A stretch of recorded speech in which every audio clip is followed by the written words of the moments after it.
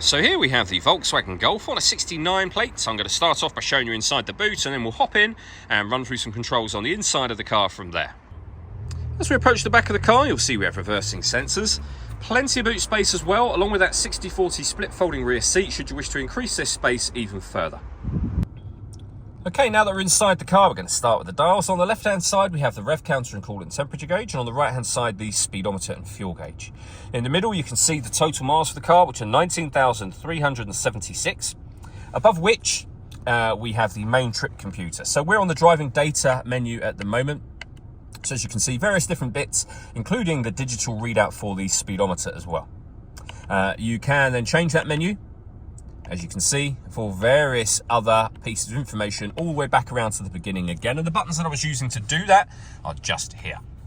Along with stereo controls, which continue on the left-hand side. We then have cruise control. Once you set cruise control, you can hit this button in the middle. This car is able to maintain its own distance between itself and the car in front, both speeding up and slowing down automatically, depending on the car in front's speed. And then over in the center, we have the main touchscreen for the car. So we're on the radio menu at the moment. You can see that we've got DAB, FM and AM radio. If you want to listen to your own music, you can do. Plenty of ways of doing that. And they include Bluetooth audio. So once you've paired your phone, you'll be able to make and receive phone calls and stream your music wirelessly as well. And pairing your phone, just hit the phone button and follow the instructions on screen from there. Below that, we have dual zone climate control. So you can adjust the passenger temperature, the driver temperature, you can increase and decrease the fan speed. You can determine what direction you'd like the air to be distributed in.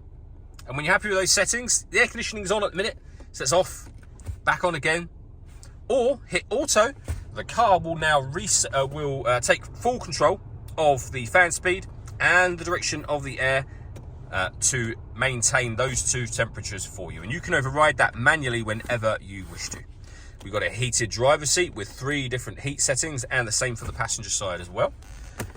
Storage opens up to reveal a USB input as well, with a 6-speed manual gearbox. This button will start and stop the engine. We can turn off our parking sensors from here. We can turn off the stop and start. This vehicle is designed to cut out when it's stationary in traffic to save you fuel. That system's off when that light shows. And this will change the driving setup of the car. So from normal, we've also got eco, sport or individual as well. All that leaves me to say is thank you for taking the time to watch this video. If you'd like to come and see the car in person and have a test drive, please feel free to call either of our MJA sites. We'd love to hear from you soon.